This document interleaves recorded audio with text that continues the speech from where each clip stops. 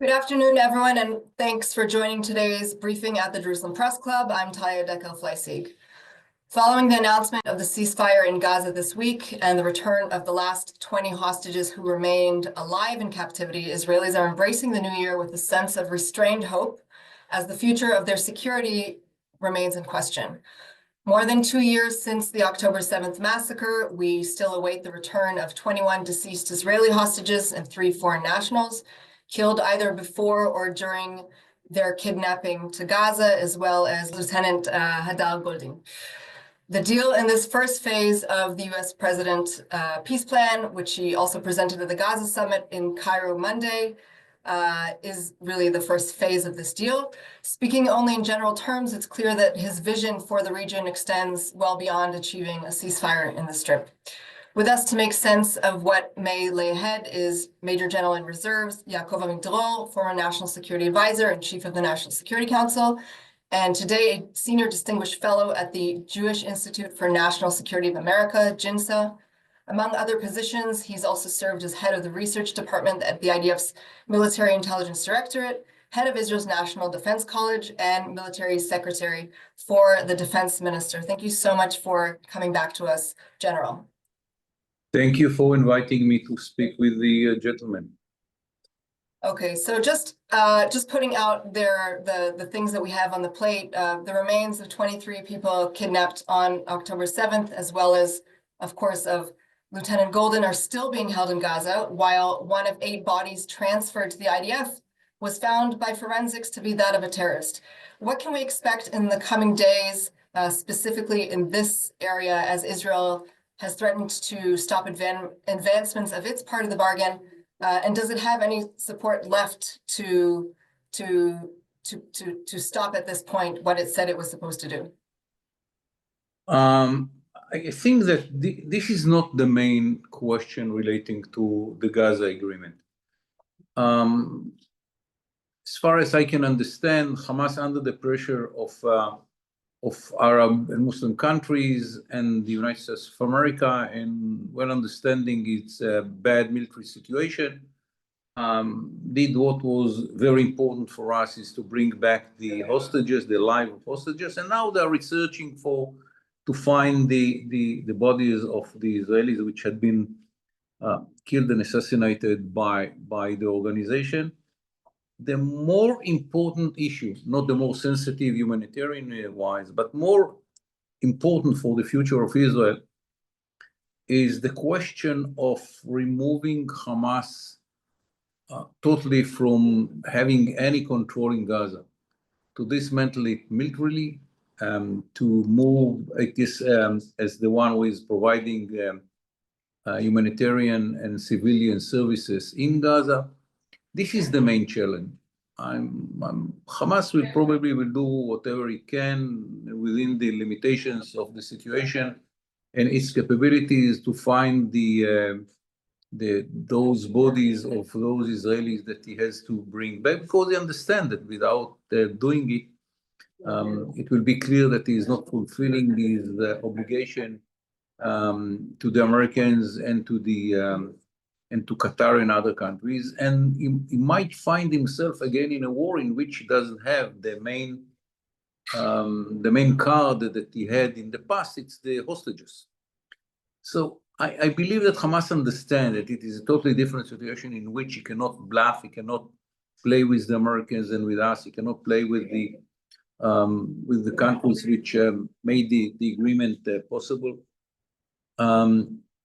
But the question is how the second phase of the agreement, the one which is connected to the dismantling of Hamas, will be done, will be responsible for it, how it will be done practically, will take care to the action itself and how it will be implemented on the ground, how far Hamas will be ready to give the mediators or others the weapon that they had. This is the main question. Yes, in Israel, because of our humanitarian sensitivity and the big wish and the deep wish within the Israeli society to see the bodies of the Israelis which had been killed and murdered by them, This is the main issue in the media. But if you look at it from the Israeli point of view, this is something that should be solved, of course, as the first stage of the agreement. But the main issue is how to dismantle Hamas. So, of course, this is the major sticking point. Yesterday, Mr. Trump said that Hamas will be disarmed quickly without violence. But if the terror group, refuses to comply, force will be used. Who is supposed to implement this? Is this realistic? What are your thoughts? First of all, it's very important that that was declared clearly by the president, because the language of the agreement is vague and it was not so clear how the Americans will be ready to stand behind it and to see that that would be implemented. So I think that what was said yesterday by the president is very important. It's very important for the second stage of the negotiations, which are now conducting in Egypt. Who will do it? How it will be done? These are the questions that they have to decide and to find a good solution to. Otherwise, it will not be implemented. Then Israel will have to do it by itself. And I think that it will be bad for Israel. It will be bad for America. It will be bad for the reputation of the president. It will be bad for the people of Gaza. So if we want that all this will be satisfied, and maybe it will be wise to begin with the people of Gaza, which are suffering from the strong hand of Hamas today. You know that Hamas killed many Palestinians, blaming them for cooperating with Israel and so on and so forth. It's something that had been done by ISIS in that way. But still, the world is quite. The leaders that blamed Israel for genocide, which is a very interesting genocide in which the Palestinian number is growing all the time. It's a very peculiar genocide. It was easier to blame Israel. They don't say anything about the cruelty of Hamas today in those areas that the IDF retreated from. So first of all, for them, we have to find a solution how to disarm Hamas, and then for Israel, for what was planned by the American president. It is clear that nothing can be done in Gaza, not to rebuild it, not to bring forces that will implement any civilian change and so on and so forth, cannot be done if Hamas is still so strong as it is today in Gaza. Hamas cannot attack Israel, but Hamas is the most stronger force in Gaza. And if that will be the situation in the future, no one will come to rebuild Gaza. It's so from the Gazan point of view, first of all, Hamas should be eliminated, disarmed, and its leader should be exiled. Right, of course. We have a lot of questions coming in, both about the continuation of Hamas, the future of Gaza. A minute, but before that, I want to say something about the whole issue. Everyone is speaking Hamas, Hamas, Hamas, very interesting. In a way, this will change the whole Middle East. And it will be a huge mistake to look at the war and the results of the war from the point of view of Gaza only. The fact that today Hezbollah is very weak in Lebanon, and the Lebanese government can think and plan and wish and hope to disarm Hezbollah is a huge factor in the Middle East. The fact that Syria is not anymore part of the land bridge which was done by the Iranians going from Tehran through Baghdad, Damascus into Mediterranean, this, what King Abdullah called the Shiite Crescent, does not exist. It's a huge fact in the Middle East, a huge change in the Middle East. How it will be used in the future, it's a question mark, but it's something that happened thanks to the success of Israel in the war.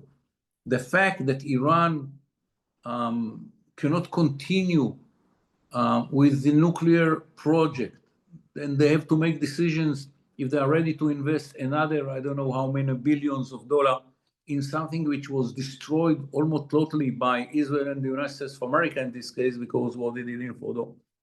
It's a different Middle East in which Iran lost the proxies, does not have the ability to make tomorrow a nuclear bomb. They have to rebuild the ability to produce ballistic missiles, and they don't have the anti-air system that they had in the past. They are totally exposed by the Israeli Air Force. So it will be a mistake to speak from the Gaza point of view. And by the way, President Trump said it in a way. He said we could not achieve the agreement without the success in Iran. And to look at Gaza without looking at the big frame of the Middle East will be a mistake, and Gaza could not be understood without looking at the frame. The fact that Hamas knows clearly that Iran cannot help it, and the Iranians cannot send forces, money, weapon systems, whatever, any help to put Hamas in a better position is a very important factor in the whole way, the whole calculation of Hamas and the countries which are behind the Iranians. So I think that to understand the situation in Gaza, first of all, we have to understand the Middle East situation after the war and the changes which are occurring in the Middle East now based on the success of Israel in the war. And then it will be easier to understand the situation of Hamas in Gaza and what can be achieved and what cannot be achieved. So very clear, and of course, all of Israel's achievements, military achievements over the past year and a half, 2 years are undeniable. Before we go back to Gaza, because there are still questions coming in, I want to just drill in a little bit more about the point on Iran. We had our last, I believe it was a week before the ceasefire, the last missile coming in from Yemen by the Houthis. Are you confident that the proxies that Iran has invested so heavily in over the past years are going to take a break from this area for a while? Could we see attacks perhaps overseas in other ways?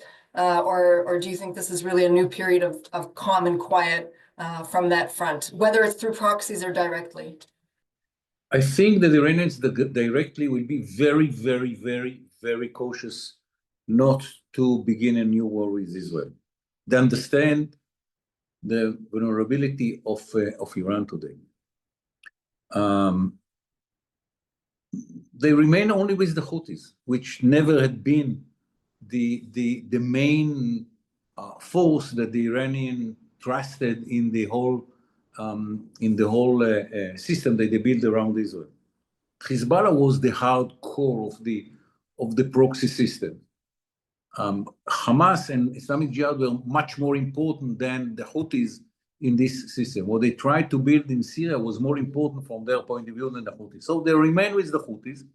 We don't have a good answer to the Houthis. The damage that can be done by the Houthis to Israel is minimal. So that would probably will remain with us, and we will have to find something drastic to find a solution to. But in the meantime, this is not a strategic threat to Israel. Okay.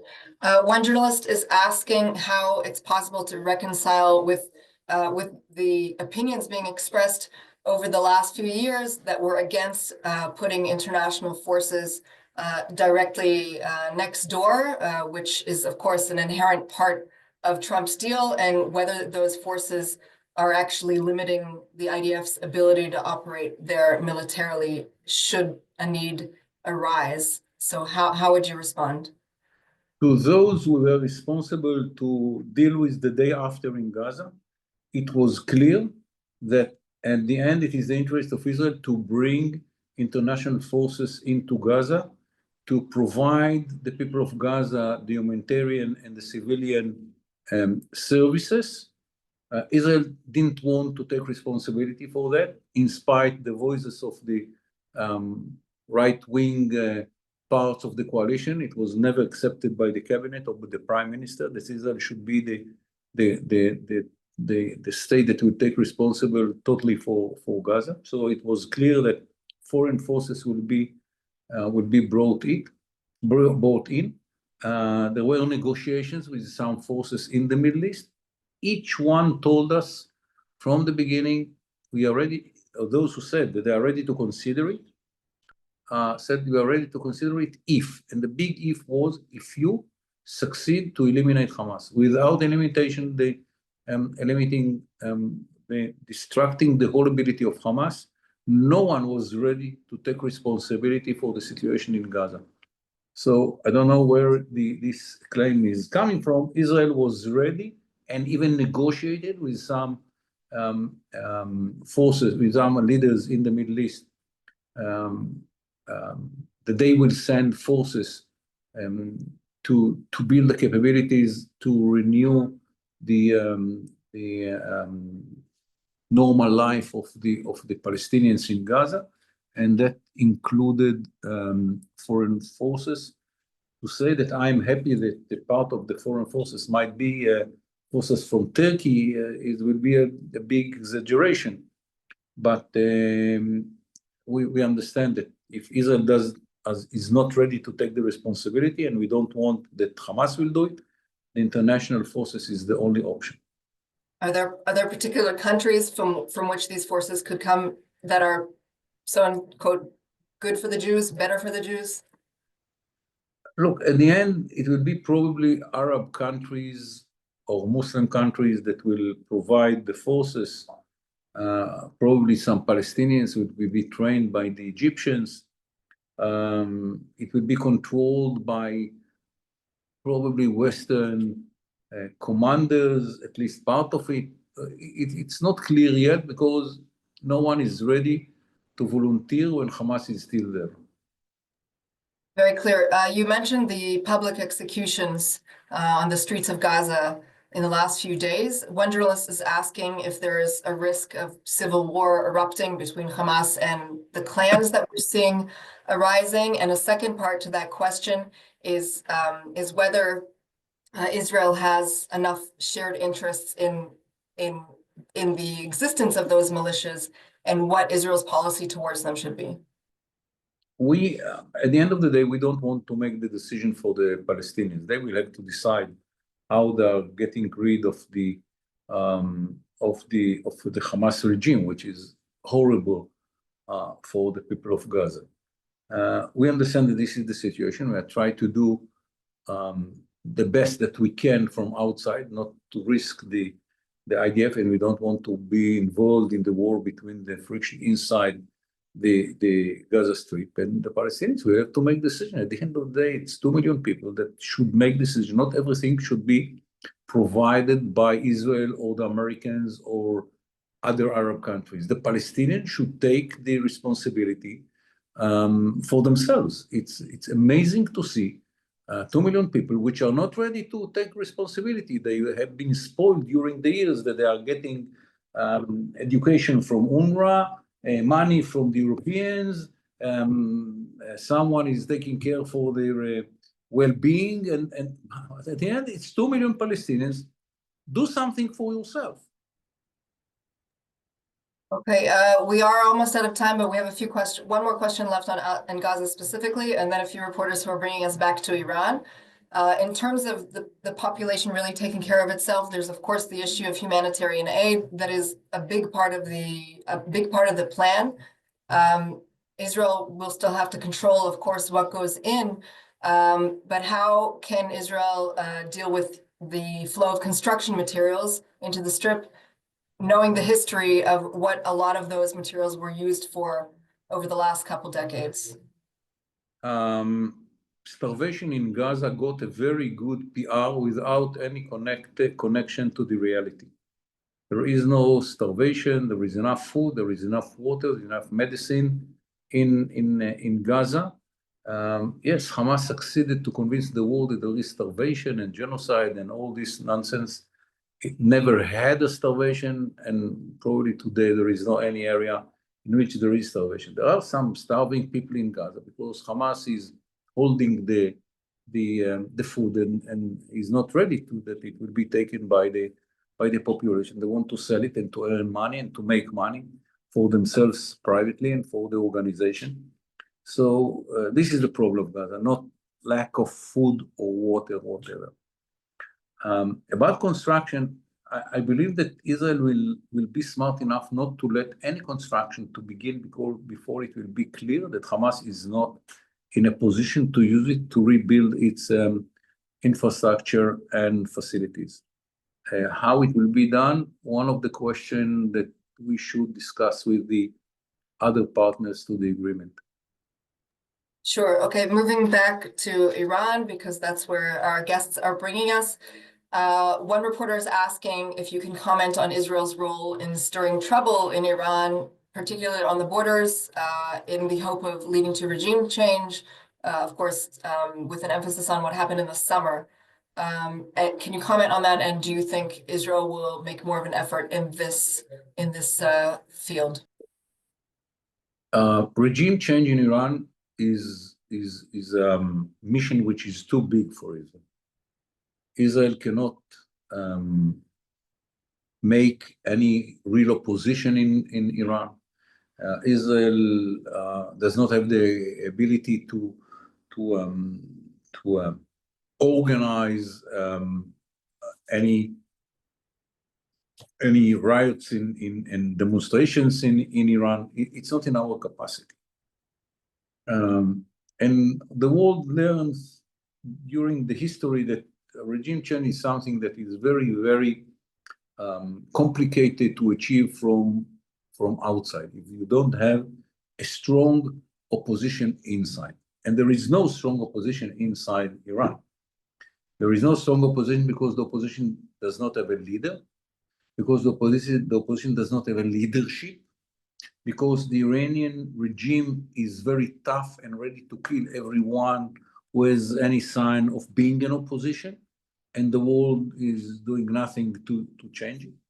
So I think it will be an illusion for Israelis to think or to plan a regime change in Iran. What we can do and should do is to help the forces in Iran which are not satisfied from the regime. And there are many reasons not to be satisfied from the regime. Think about water, about energy, and so on, the economy, and so on and so forth.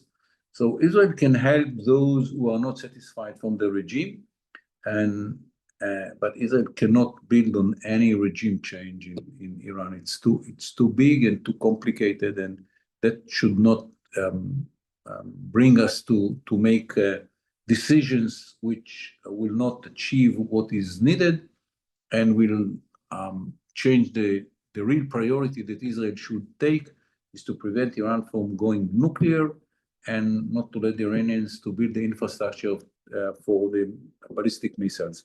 This is two issues that Israel should focus in. That should be done. And with all due respect to the need to change the regime, it is not in our capacity.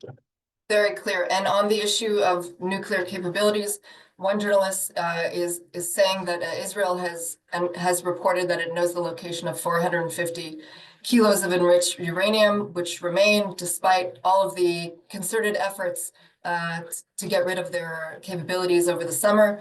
How does this retention of the uranium give Iran power in the future? And what, of course, do you think should be the way of dealing with this? Yes, the enriched uranium is a gas. It's not metal. And to make a bomb, you have to transfer it to a metal, and the center for that mission was destroyed by Israel, and then got some tomahawk from the Americans. The conversion is the bottleneck now. That gas cannot be used for building the warhead without converting it into metal. And Israel should make all the efforts to prevent the Iranians from having the ability to for the conversion. And if we can, I'm not sure that we can, to identify where is the enriched gas and to destroy it. But if not, to be sure that the conversion is not an option in Iran today. Very clear. And one final question just before we wrap up, in terms of where we're looking at the future of Israel's diplomatic relations, at least in the sense of the region, and normalization. Of course, we had the whole reported kind of back and forth of the visit of the Indonesian delegation, which didn't end up happening, to the summit in Cairo. Do you have any thoughts about what we might see on that end, whether between Israel and Indonesia specifically, or any other country that might be of relevance now that we're approaching the day after Gaza? I think here we need a combination. We need a combination of some agreed solution to the day after in Gaza. So the leaders of the Arab world and Muslim countries will be kind of a guarantee that the war is not going to be resumed, because they don't want to be embarrassed by a new war. It should be clear that Israel is not making any extreme changes on the ground. For example, settlements in Gaza, which is not in the cards, and I don't believe that the government will agree to it, or annexation of parts of Gaza or Gaza, and so on and so forth. Some extreme measures that should be guaranteed by Israel that will not happen, and at the same time to go ahead with a solution which will postpone any chance for a war in Gaza. I think that after the success of Israel vis-a-vis Iran, and the change in the Levant because of the regime change in Damascus, the situation now is much better to achieve what the American dream is to expand the Abraham Accord, or as the president said, the Abraham Accord. It is there on the table, but some agreement should be achieved in Gaza. It is our interest, and then it is the interest of the countries in the Middle East, because that will be clear that war is not an option for tomorrow morning. And what will be agreed between us and the new regime in Damascus is also very important, because this is something that can show that Israel can get some compromises that lead to agreement with the Muslim regime, with the Islamic regime in the Middle. That might encourage other countries like Saudi Arabia and others. Indonesia is a very is that feasible in your eyes? An agreement with yes, it is. Again, we cannot measure how important was the success of Israel vis-a-vis Iran. And the understanding of countries in the Middle East that Israel is strong, in spite of the success of the extremists in 7th of October. Israel got up, destroyed Hamas, destroyed the Iranians, destroyed Hezbollah. I mean, in the best circumstances of full, totally successful surprise. Look what happened after 2 years. So leaders in the Middle East understand that Israel is very strong, very determined, and that there are some red lines that if will be crossed in the future, Israel will act. And I think all these issues are very important to bring leaders to new agreement with Israel, and Syria is a good test for such a agreement. Indonesia is another story. It's a Muslim country out of the Middle East with kind of position of leadership, because it's the biggest Muslim country in the world. It's more than 250 million people, and the conclusion of the leader of Indonesia when he said in the United Nations that only security for Israel will bring peace. I mean, this is what Israel tried to make people understand all over the world, all over these years. And if that is well understood in Indonesia, I hope that this is a very good sign for a better future in Middle East and out of the Middle East, the relation between Israel and Muslim countries. Well, I think that's a great way to end and a great way to begin the rest of this year, which has gotten off to a positive start. Major General in Reserves, Yaakov Amidror, thank you so much again for your time as always. And thank you also to my colleague, Jonathan Beck, for facilitating this interview. You are most welcome. Thank you.